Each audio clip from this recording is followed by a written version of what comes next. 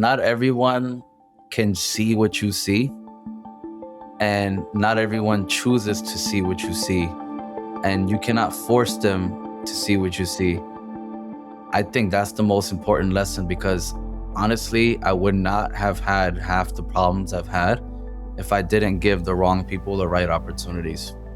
That was a major, major loss that I've experienced, because it's like I like the person. In general, I like their personality. I like how they talk. I like how they treat me. And I would be like, yo, let's grow together. Let's grow together.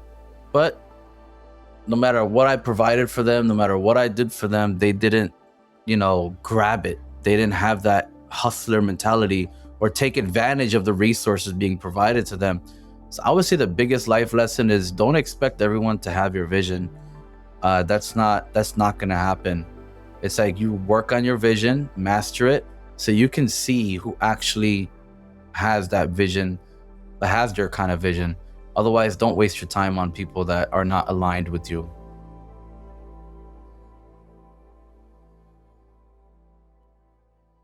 Well, Omar, welcome to From Vision to Creation. Thank you so much for taking the time to do this with me today. No, thank you as well. Thank you for your time as well. I'm excited for it. Well, Omar, I'm really excited to have you here too. From riding in your father's tow truck in Queens to building the Car Guys into a fast-growing empire with exotic cars, multiple locations, and a real cultural presence, you've taken something rooted in family and turned it into something much bigger. What stands out most to me is that you scaled all of this without losing your focus on trust, community, and legacy. I'm excited to dive into how you've done it all. Yeah. So first and foremost, credit goes to my father. He's the one who originally opened, did all of this, put us into it. So since we was children, he would like pretty much make us go to the shop and pretty much absorb the surroundings and learn valuable stuff and how to work with people, how to deal with people, the ins and outs of running a shop. So right now I'm in my 30s and I have over 20 years experience. And yeah, he originated it. And originally I was supposed to be a lawyer, but I didn't want to go that route because passion kind of started in college. So I was known as the guy whose dad had an auto shop, right? So that kind of like stuck with everybody. And all of a sudden I was making a whole bunch of friends. I was making connections, and people who didn't know my name, they were introducing me to people as, oh, he's the car guy, because they didn't know my name. So then it kind of like, when you keep hearing that over and over and over, it kind of like stuck with me. And my passion kind of like went from law to cars, because it's like I'm already feeling the customers, I'm feeling the demand real time.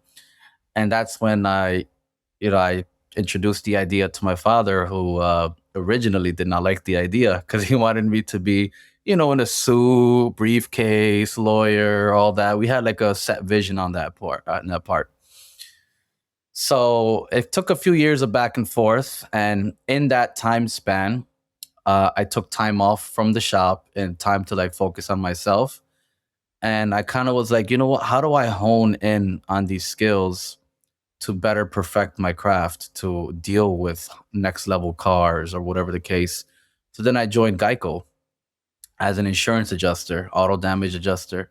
And I learned so many things from that. And it was probably the best move I made, because it kind of taught me the actual ins and outs of business and the other side of the coin that originally I didn't know or had or lacked experience in. So once I completed that, mastered it, was doing good in it, then I came back to my father and was like, all right, man, I'm qualified. I'm here. I'm already going this route. Like, what are we doing? So he finally was like, okay, let's see what you can do. So he, taught me the ropes, showed me how to maneuver step by step, dealing this, that. And then he finally took a step back and retired. So from then on, it's been like about 4 years now and some change that I've been in control, and we have upgraded a lot of things that I wanted to. We pretty much tackled everything I set out to tackle, and we're still not there yet, but we're well on our way there. So that's how it kind of like came to be, and it just feels awesome, like choosing to chase something that you're, grew up in and you're passionate about, and your friends supporting you along the way. People are always contacting me for, car stuff and all of that. It just feels good to do that. So that was kind of like pretty much how I got into it. And you grew up between Detroit and Queens with Pakistani immigrant parents. How did that environment shape your mindset around work and success, do you think? Well, they were first generation. My father was first generation, so was my mother. They migrated from Pakistan. So what I saw them and witnessed them doing growing up was working nonstop, 24/7, around the clock, having multiple jobs, being sincere with people and honest, not losing their integrity while growing their money. So that's a big play in culture that I kind of like really learned and I really admired, because I also have seen people choose to be greedy, as they're growing and all of that. So I've seen all kinds of people, and it was, I was happy that, my parents were the honest ones, and they were just hard workers, honestly, hard workers. And it taught me hard work and the value of a dollar. You've also mentioned that your path in the auto industry kind of began riding shotgun in your dad's tow truck. How does that experience still show up in how you run your business today? Because they showed that, my dad made it work no matter what. Yes, if he had to pick us up from school, all right, he's still working, but he's still getting his house duties done. He's still taking care of his family. He's still multitasking. Yeah, there was many times where he was in the middle of a tow call. He picked up the car. He would show up to my school with the car picked up, pick us up, put us in the truck, and then go deliver the car. And we would watch him do that.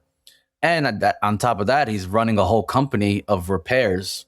So he wasn't only doing towing. Towing was his second business at that time.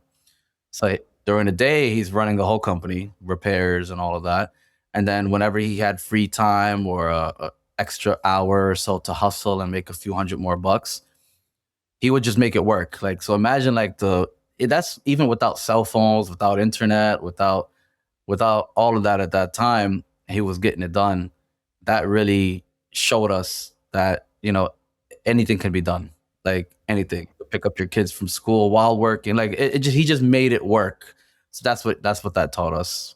And when you worked as an adjuster at Geico, Omar, what did you see behind the scenes that most people in the industry never really understand? How shops actually operate. That's something that, nobody can just go into a shop and see all their machinery, see all their equipment, talk to the employees. You're not even allowed back there, right? So I had firsthand access, and that was my game plan anyways, to learn that, because I wanted to see what the top shops are doing and how they're operating, so I can hopefully one day get to that level. So I was exposed while getting paid to do so. Like it was just like a hack, like I'm getting paid already to do my job, but my job also benefits me personally in every which way in all facets of life. That's why I particularly chose to become an auto damage adjuster. So I was in the back of the biggest shops you can think of, looking at all the machinery, game planning in my head, like, okay, they could do it. You know what? We could do it. Seeing how the employees are, seeing what their problems are too. I also was exposed to, just because a shop is huge doesn't mean that it doesn't have problems or makes mistakes. It showed me that nobody's perfect. There is no perfect company in the world, and it will never exist. Perfection will never exist. It's just you just do better each time. So that's what it kind of like exposed me to. So it was like an all in one. And I also learned how they would operate on cars, what kind of machinery, materials that they're using, problems that came up, and all of that just like in one setting. And it was like a playground for me, because it was natural to me to be in that environment because I grew up in that environment. So that kind of like gave me an edge over anyone else, because I was looking for that. I wasn't looking to just be an auto damage adjuster for the rest of my life or anything. No, I had bigger plans, a bigger vision, a bigger dream. And that's That's what kind of stuff that I expose myself to, because it's about your surroundings. Success comes from what you surround yourself with. So that is, I knew that, so I kind of like surrounded myself around that. So I'm taking his experience, his experience, his experience, his experience, everybody, supervisor's experience. So you're talking decades and decades of trained experience, studied experience being put onto me, and other auto damage adjusters, of course. But I used it to my advantage. Well, that's awesome, Omar. And actually, that's what this whole show is really about. Taking something from vision to creation. It requires that step that you're talking about here, where maybe you go work for somebody else, you gather all the information like you did, and then apply it to your own business. And one of my favorite things about your story is that in 2024, you ended up buying your father's business and transforming it into what it is now, which is amazing. Yes. What did that moment, purchasing your father's business, mean to you personally and emotionally? It meant everything. It meant everything and more. It's like, all right, finally I can be on the level of try to be on the level of my father, right? Because he was the original. Um, and now it's like, okay, now I can have full control of what I want to do, how I want to do. It was overwhelming.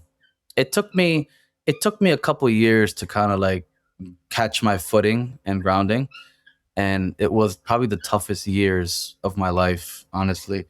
So I'm grateful for it because it also sharpened me. It kind of took the comfort zone, the comfort away, because it's like, when you got everything hitting you at once, you have two choices. Either you just cower down or you fight forward. And it kind of like sharpened me in ways that I never knew that it would sharpen me. And it was the best move that I could have done. And what was your vision when you rebranded Northern Collision, your dad's original business, into the Car Guys? Modernize and expand. And it was to also like include the whole younger generation. We didn't have that touch with them. We didn't have that connect with them. I did. So I knew that, most people these days spend stupid amounts of money on their cars that they actually shouldn't, but I'm not a financial advisor. And I'm like, okay, if you're gonna spend all of that money anyways, your whole paycheck goes on your car, or you want to customize it, waste money on it, okay, waste it with me. Like, I wanted to start working on like luxury cars, from Porsches to AMG Benzes, BMWs, Rolls Royces, Ferraris, Lambos, because my dream was always to have a Lambo. Actually, Lamborghini was always my like dream car growing up, and every time I would see one, it would make my day, and I would like lose my mind. So like it was kind of like fulfilling my childhood dream as well, and I knew that the more I surround myself with these cars, the more opportunities will come where I'll have my own one day. And it was good to finally see them roll in, and not only come in but leave happily too. So it's like, all right, now I got experience with Audi R8s. Now I got experience with Lambo Urises. Now I got experience with Rolls Royce Ghosts. Now I got experience with this car. So it kind of like kept adding up, and I kept doing content and all of that. And the more content I did on my Instagram, the more people would contact me like, "Hey, I have my Ferrari. I need to change something on it." So it kind of like felt nice, like to have these cars around so much that now those cars don't even excite me anymore as they once did. Now it's just like regular. You really did expand the business in so many different ways. It went from like a traditional body shop to a fully integrated operation with rentals, custom builds, and luxury services in under just 1 year. Mhm. What were some of the biggest risks you took early on in expanding the business that people don't see? Oh man, so many. Every day was a risk, man. Every decision I made was a risk. But I'm the type that I like to go for it. Like, I'm a go-getter. Accepting jobs that I've never done before is a risk, especially with these higher end cars. But I knew that my people can handle it. I knew that we can handle it We just needed to like kind of build on it, get some more experience on it. So getting employees, the proper employees, that's the riskiest part. That is by far the riskiest part. And that was actually the hardest part for me to set and overcome. It was the most costly as well because you invest into somebody, you hire them, you find out after a few months that they're not as good. You just wasted all that payroll, you just wasted all that talking to them, training them, all of that, and now you got to restart buying machinery that are approved to work on these cars. That's also a risk because you don't know how often you're going to use it, but you got to be ready to use it when the time comes. That's also a big investment right there. Just in general, getting these jobs in, it's like, yeah, we can handle it. And, if you haven't handled it before, you got to start somewhere, and I knew that I was young. I was one of the youngest, still am one of the youngest auto body shop owners in New York. I'm in my 30s, so that's not often that people see that.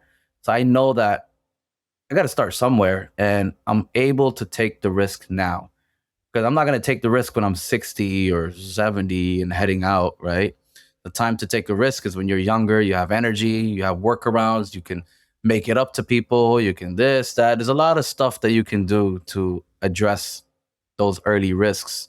And I chose to do them early on because it's like if I don't do it now, I'm not going to do it. I don't want to be comfortable right now. I want to achieve new levels. So it takes time to do that. So that was the hardest part. I'm glad I'm glad that phase is over. It was tough. I'm actually really glad that you're saying this because it's so true. You should take risks early. And of course, not reckless risks, calculated risks. Yeah. But I think that people in general get really scared to take risks in their life.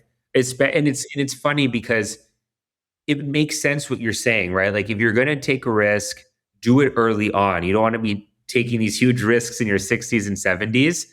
But when you're in the moment, I think that a lot of younger entrepreneurs, especially, think my business is too young, it's too small to take these risks. But the truth is, and I agree with what you're saying, Omar, the truth is that it is better to take the risks early on as long as they're calculated, well thought out, because you have less to lose early on than you do in your, when you're 60, 70 running a business that's been around for 40, 50 years. Yeah, that is absolutely right on point. Right on point. And that's why I was like, it's better now, better now than later, right? Because then later on, if you find your comfort zone or something, you're less likely to take risks. And I'm like, no, I want to full throttle right now, full throttle. Let me go for it. Let me work on this. Let me tackle that. Let me tackle that. Let me do this. Let me get this. So it worked out. Thank God, it worked out. It worked out. So we still got a lot of work to do, and I can't wait to do a lot more. And your brand has become embedded in hip hop culture. How did those relationships with artists like French Montana develop organically, Omar? It was through my networking. It was through word of mouth. Once I started offering rentals and stuff, that kind of like because most artists they use rentals in their music videos because they're moving so many places that it doesn't make sense for them to just buy a car. What you're gonna transport it everywhere you go? Like it's just that just doesn't work out. So once I started entering the rental game and having all of these supercars around me and providing them for rentals, it kind of like opened the doors for artists to reach out to me or their managers to reach out to me. We've worked with a good amount of them, and French Montana was a great one. We did a whole music video for him. We provided like 6 rentals for him that day, and he was very happy with that. And we had more chances to work with him, but I just wasn't ready on my end. I had a lot of projects going on, but the connect is there. Like I can connect anytime and provide those kind of services when ready. So it's good. It's good. It's a different kind of fun when you have a famous music artist using your car, driving your car, posting it on his music video. Like it's a whole different feeling. It's like, okay, if I can get in contact now within my first year or two in business, I can only imagine what I can do a few years from now. That's the kind of thinking that I have, is always accelerated thinking. Like, okay, if I can do this now, what can I do in a few years? I don't want to just settle or stay complacent. That's not what I am doing. And Omar, another really interesting part about your story is that you turned down a multi-million dollar offer to keep and rebuild your family business. Can you talk to us about that and what exactly went into that decision? Yes, that was when I was finished with Geico, and I started managing a shop when I left Geico, to kind of like see what I can do on my own, even without my father. Because at that time we were still kind of going back and forth about, my profession and what I kind of wanted to do. So I started working at a shop as a manager, and eventually, I popped the question to him like, "Hey, I eventually want to take this over. Um, I already know how to run the whole place." He wanted to retire. He only had like one son, I believe, or something like that, and he couldn't do it. So like he kind of wanted just to leave the scene. So I was working out a deal with him, and I brought an investor back to the table, onto the table, and we was gonna make a deal right then and there. Everything was good. We were in the room. We were gonna sign. We were getting everything ready. But something in me was like, you know what? Let me reach out to my father. Let me reach out, see if there's opportunity there. Because if I'm gonna do this, I prefer to go with somewhere that I'm familiar with, something that your father owns it. Like it's more family cohesive, you could say. And I like the locations better. It's all the way in Queens. This spot was in Bohemia, Long Island, and for those who are not familiar, it is what you can consider bumblefuck. It is considered like way out of the way. Like, and there wasn't even good food spots over there. So then I was like, you know what, man? Okay, let me work out a deal with my dad. And then I had a choice. Like, okay, go with what I know and what I've worked with already for many years, in a way better area. No, not even a comparison. Or go to this new project that I've only been managing it for a few months, and I knew that I could have done a lot of damage there too. But then I just chose to go with the original roots. And one of the big decisions was the food options. Of I, course. I'm a big foodie, man, and I was like, "Yo, Queens or Bohemia?" It was a very that was one of the major factors, and I was like, "Yo, man, you know what? I'm gonna do there because I know I could do a lot more damage there. I could do damage in both, but so that wasn't the factor of doing like damage or being successful. It came down to like transportation and food. So I was like, you know what? I don't want to make everybody drive from Queens 2 hours to go all the way out East Long Island to do something on their car. It didn't make sense. Vice versa, it works because a lot of people find an excuse to come to the city, come to Queens, and they do that. They could do that for food, they can do that for cars. So location was much better, food options were much better. It was family owned, operated. Those are the factors that led me to, you know what, I'm gonna stick with this. And I'm very happy with that decision. Well, I think everyone can agree that food is definitely a powerful motivator. Yo, I love good food, especially Queens, man. We have the best food in the world. There's not a food you can't find in Queens. There's not. I've heard that there are more dialects spoken in Queens than anywhere else in the world. Yes, it is the melting pot of the world. I don't think there's a place where there's more languages spoken than in Queens. And that's something that that also was a factor. Good that you brought that up as well. That also was a factor. And it's like I grew up dealing with so many types of people and different dialects that is what I'm good at and used to. And it trained me so well to read people. I can read somebody within minutes of talking to them. I can, because it's like I've been doing it since I was a kid, man. Like I dealing with the person from Greece, from the person from Puerto Rico, a person from China, a person from Africa, doesn't matter. I've witnessed it growing up. I've dealt with it growing up, and it's kind of fun figuring out people's personality. Like when I meet them, it's like, okay, this person's actually, he sounds aggressive, but he's very nice.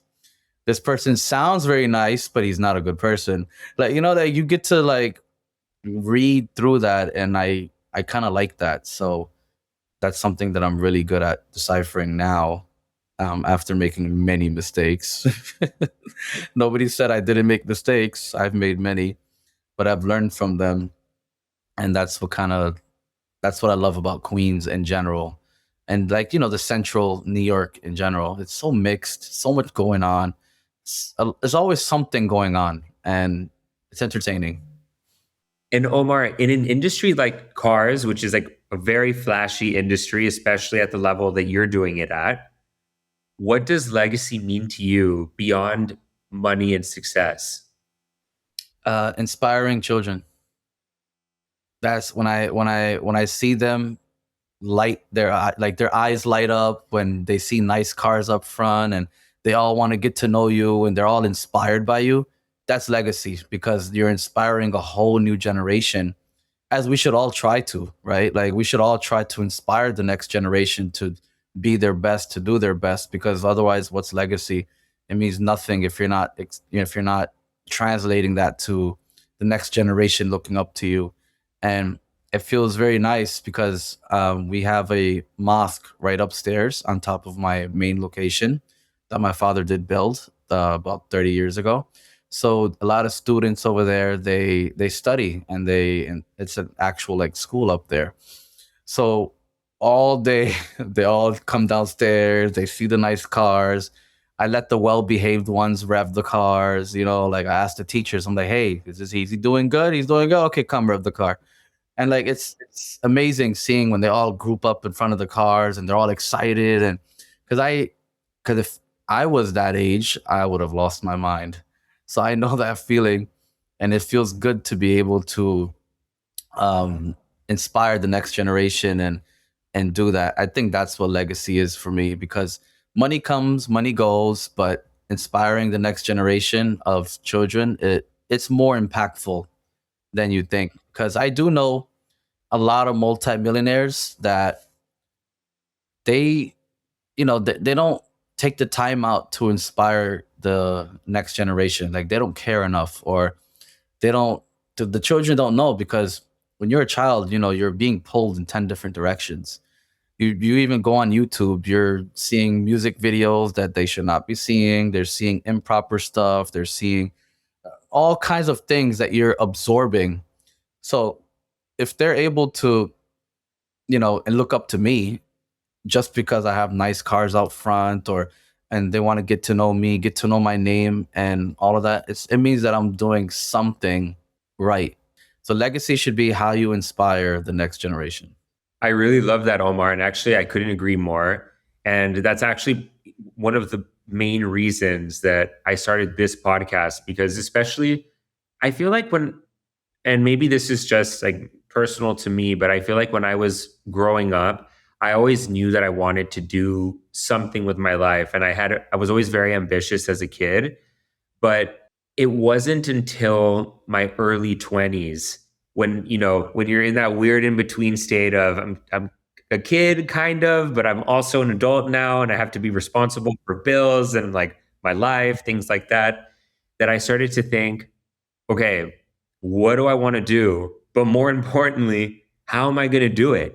And it's conversations like these, insights from people like you, Omar, that get people, young people especially, through those moments in life that feel really uncertain.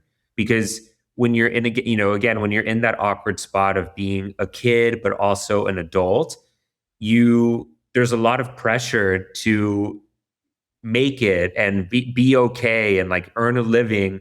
And since you don't have a lot of experience in that, it feels really scary.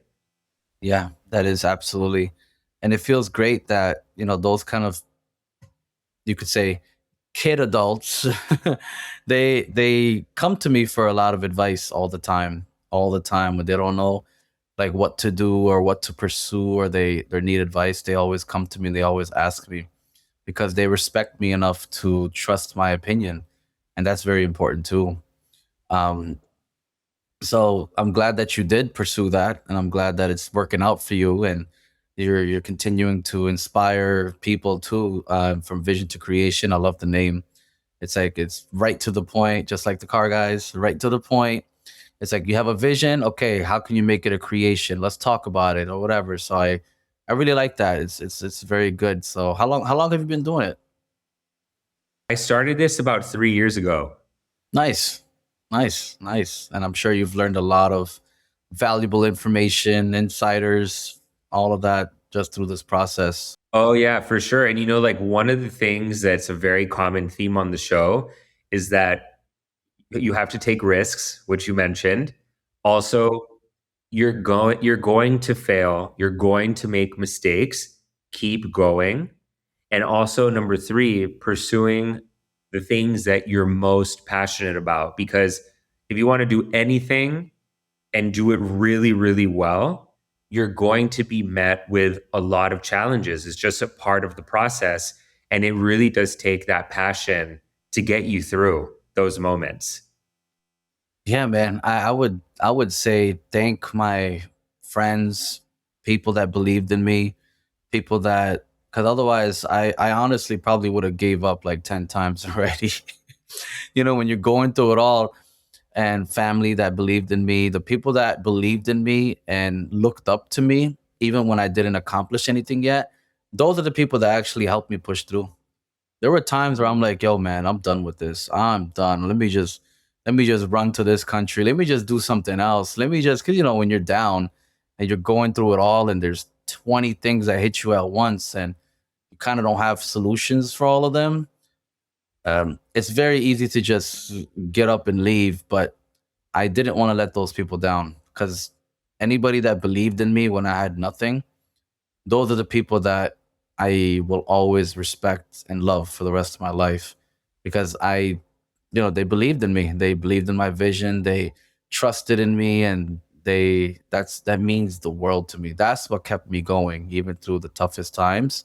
I would think of those people and I'm like, I can't let this person down. Oh, I can't let this person down. I can't let my mother down. Oh, I can't let my dad down. I can't let my this guy down. That I couldn't. So then that gave me more energy to tackle on the next day.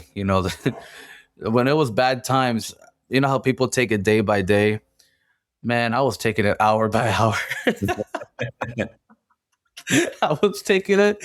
I was taking it hour by hour. I was like, bro, if I could get through this hour, I could survive.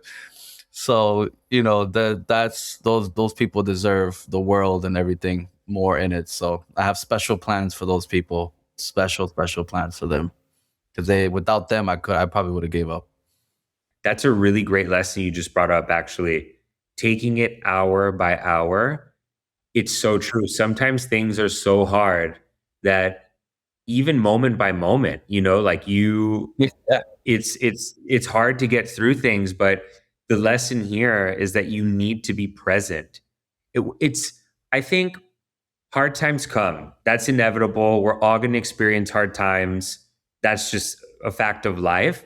But the mental suffering, that is optional. If the only time you're really going to suffer like that is if you're, living in the past or anticipating the future, that's when it gets extra hard. Telling people to take it hour by hour is such great practical advice, because what it does is you get back to the present, which is where your power is. And then you start to realize that actually the difficult situation that you're going through, even though it is hard in the moment, it isn't as large as your mind makes it out to be. And people need to take it even a step further. You need to look at life from here to here, right, beginning to end. There's a lot of days. There's a lot of hours and a lot of days to get to that end. And if, let's say you have one bad day, if you're looking at the whole thing, you're not going to even notice that one bad day that you have, or even 10 bad days that you had, or even 100 bad days that you had, because you're going to have thousands of days from beginning to end, right? Hopefully, right? Everybody has thousands of days from beginning to end. So that's how you got to look at life too. And when you envision something, you should look at everything long term. These days, people get caught up in short term vision, and that's what kind of destroys them. If they don't make the quick money, oh, let me move on to a next project. Oh, or if something didn't work out for me now, let me try something else. It's like you're thinking too short term. It takes guts to think long term and to actually follow through with that, and to deal with all the stuff that comes up with long term thinking. Okay, yeah, if this transaction didn't work out, like, okay, example I'll give you is between uh two people, like a good customer of mine. How I manage my top customers, my good customers, is, let's say we've had 10 successful great transactions, and one transaction that really didn't work out, whether it was from my side or their side. When you're thinking long term, you're thinking, okay, we've had 10 successful transactions. I'm not going to forget about that just because we didn't have one good transaction. So I was like, yo, you know what? I don't even need to make money on this. You've been great 10 other times. Okay, no problem. Let's just cut it in the even. You know what? No charge, whatever it was. I don't even care. Let's just move forward, because I know that that can bring another 10 transactions, good, successful transactions. Someone that has short term vision, they're going to forget about those 10 successful transactions and go focus on the one negative one. That's not how you should take life in general. That's not how you should think of any situation, because then what does that show? It doesn't show resilience, it doesn't show patience, it doesn't show positive thinking. You're focused on the negatives. And if we're all focused on the negatives, the world wouldn't run. Nothing would go. Like, focus on the positives, and that takes guts. That takes long-term vision. Omar, that is one of my favorite things that anyone has ever said on the show. I'm Thank serious. you. Thank you. I Yeah, appreciate that's really good. That's I could not agree more. I think that people expecting things to just be perfect, and not just in business. I mean, that's even in your family, in your friendships.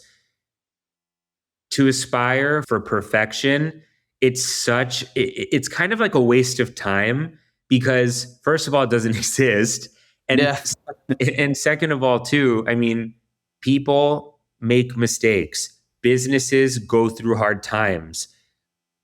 The beauty is not to have something that's perfect. The beauty really is having something that's imperfect, but choosing to look at it in the best way that you can and loving and cherishing it, all faults included.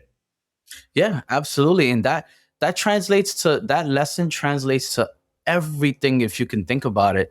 It's like I've had friendships too where we were best friends for like 10 years.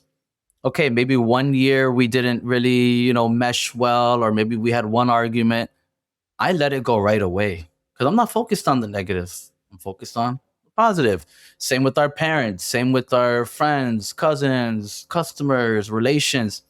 If everybody just focuses on the positives, everything would be so much better. There would be less greed. There would be less jealousy. There would be less backbiting. There'd be a lot of less stuff that unfortunately is going around these days, a lot crazier. Like, everyone's so focused on the negative and so quick to bash somebody. And it's like, no, the person was good for 20 years. Okay, maybe he had a bad year. Everybody's affected by their atmosphere, their mood, their experience, their mentality, what they've been taught, what they've witnessed, what they've experienced. There's so many different factors that go into someone's mindset. Or maybe they're just having a bad time, and they cope with things differently. You shouldn't judge them on that. Judge them on all the positive moments that you've had. That's what I pray and wish everybody does. But once you see that, you see who doesn't do that, then it's very easy to see who focuses on the negative. And those are the people, honestly, that offend me the most. I get very offended by people like those. It's like, huh? You've known me for 20 years. We've done this, we've done that. You've had, like, and then one bad, maybe an argument or a mistake, maybe from your end or even my end, and you're gonna just wipe it all out because of that. It shows me that you're simple minded and you're only looking short term. And I stay away from people like that. But at the same time, it feels amazing to meet somebody that shares that same kind of mentality, it's like you'll become best friends like right there. It feels amazing when someone can see as far as you. It's an amazing feeling, and at the same time, it's also amazing when you can see across the football field, but you can tell when someone can't see as far as you. You could you could tell their vision because you can see further. Oh, yeah. And Omar, what do you think separates people who make it from those who don't in your experience? Those who make it are relentless. Oh man, they just keep going for it. Like, like you brought up before, like never giving up, going for it, utilizing their connections, resources, and obviously and honestly focusing on the bigger picture. That's what sets people apart. There's been times where I've given people an opportunity of a lifetime and they just couldn't see it, or maybe they didn't believe it, or whatever the case was. I provided everything. All they had to do was partake in it, and they just couldn't see as far as I could. So your mentality and how you can utilize opportunity when it's presented is very, very, very important. Like having that vision, having that relentless dog in you, that's what separates that. Because I've given those people massive opportunities where it's like, hey, look, I'll provide everything. I just want you to just do this, master this. You don't even have to pay for it. You don't even have to go to school for it. Learn this service. You got the space, you got the resource, you got the material, you got the opportunity, you got the time. But there are some people that no matter what you give them, it doesn't matter because they're not seeing what you're seeing. So having that vision and having that hustle, I think is the two most important things. And there have been people that have been given far less and they're insanely killing it right now. It's because it's their vision and their mentality. That's very important in my opinion. Those two things. Vision, mentality. That's the cake. What is the biggest life lesson you've learned so far? That would be it. That would be the biggest life lesson, is that not everyone can see what you see, and not everyone chooses to see what you see, and you cannot force them to see what you see. I think that's the most important lesson because honestly, I would not have had half the problems I've had if I didn't give the wrong people the right opportunities. That was a major, major loss that I've experienced because it's like I like the person. In general, I like their personality. I like how they talk. I like how they treat me. And I would be like, yo, let's grow together. Let's grow together. But no matter what I provided for them, no matter what I did for them, they didn't, grab it. They didn't have that hustler mentality or take advantage of the resources being provided to them. So I would say the biggest life lesson is don't expect everyone to have your vision. That's not gonna happen. It's like you work on your vision, master it, so you can see who actually has that vision, that has your kind of vision. Otherwise, don't waste your time on people that are not aligned with you. That's the biggest lesson I could say, and that's what almost caused me to go out of business, man. That very important. And if someone listening has a vision but doesn't know where to start, what would you tell them? I would ask them first, what are their passions, right? Because you don't always have to follow your passion. You should always at least follow the money first to at least get on track, because money allows you to follow your passions. But I would start around there to kind of gaze which industry they can kind of align with. It could be jewelry industry, it could be auto, it could be entertainment, it could be a residential commercial, it could be food, it could be like beauty. That's very important too. So I would try to get them aligned into an industry at least. Pick an industry that you see yourself that kind of aligning with. And then within that industry, connect with people that are already doing it.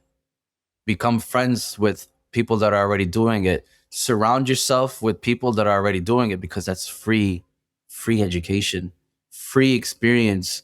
Like for me, if I want to learn something in the medical field, I'm going to surround myself with my doctor friends. They spent the money to go to med school. They did the studying. They did all that. But if you surround yourself around them, that knowledge is just being spoken and you can absorb it for free. If someone did a 20-year, their 20 years experience as a doctor or engineer or lawyer or whatever the case is, all you got to do is surround yourself with those people, start reaching out to those people, whatever it is, start engaging with those people. You get free knowledge from them, and that's very important. And then you see from there what makes sense to you, and then opportunities just show up. Your surroundings is so important. Most people these days, they have the passion, they have the vision, they have all that, but they're still clubbing, they're still partying, they're still doing stuff that doesn't benefit them in life. That's where they lose. I was like, instead of going to the club and partying, go to a gala. You're going to spend less money there anyway. Go to a networking event that, whatever passion you're trying to align with, go to those events. Meet up with people, talk to those people, align with them. So it's about execution too. You can have the vision. Like a lot of people have the vision, but they don't have the motor or the execution and they're lost in the sauce. That's also a downfall. So it's just, you got to have both. You got to have the vision and you got to have the mentality. Surround yourself with people that align with the industry you want to be passionate about in, and keep connecting with them. Keep them around. Don't keep anybody else around. They're all going to waste time, waste your time. I've done it. I've wasted time. I've learned from it. And that's what I could say is a very important advice to someone who has a vision, is to align themselves with people that are already doing what they want to envision themselves to do. And Omar, where's the best place where people can keep up with you, your business, and everything you have going on? My Instagram page, it's at Omar the Car Guy. My company page is also the Car Guys NY. I post a lot of things on there, and I'm going to be posting a lot more. And to add to that, I just recently I just bought a beauty salon like a week ago. So that's also an example of, opportunity came. I had the ability to do it, and I went for it. I aligned all my resources together. I went and shot my shop for it, and that's also a big move because it's a major industry as well. And it's called the Beauty Loft in Manhattan. It's gonna be a big player by the end of this year. I have a lot of moves aligned with it. I have people that I surround myself with, people that have experience in that industry, and day by day I'm learning everything there is to know about the beauty industry as well now. And it's not only cars, it's beauty. Well, Omar, I'm going to include the links to all of your social media profiles in the episode notes below. That way, anyone who wants to easily check you out, check your businesses out, they can do that by clicking the links below. And Omar, if you could go back in time and offer your younger self one bit of advice, maybe back to the kid who was riding shotgun in your dad's tow truck, but advice specifically tailored to you, what would it be? Don't give the right opportunity to the wrong people, and surround yourself with winners. Surround yourself with people better than you. That's the two-part advice that I would give myself is, don't give the right people, don't give the wrong people the right opportunity, and surround yourself with people that are doing better than you. Because if I had done that sooner, I would have been at least 10 times more the man that I am today. And I'm not complaining because I've learned those lessons. But if I went back in time, that's the first thing I would tell that young kid in that tow truck. And yeah, that would be it. That would be the most important advice. Well, Omar, thank you so much for taking the time to do this. This was so much fun, and I really appreciate you coming on. Yeah, likewise, man. I had a lot of great. The whole time was great. It was fun. You're a great conversationalist, interviewer. You understand everything, and you ask the proper questions and all that. And I would love to circle back to this eventually, and it would be nice to do this again. It was great talking to you. A lot of fun.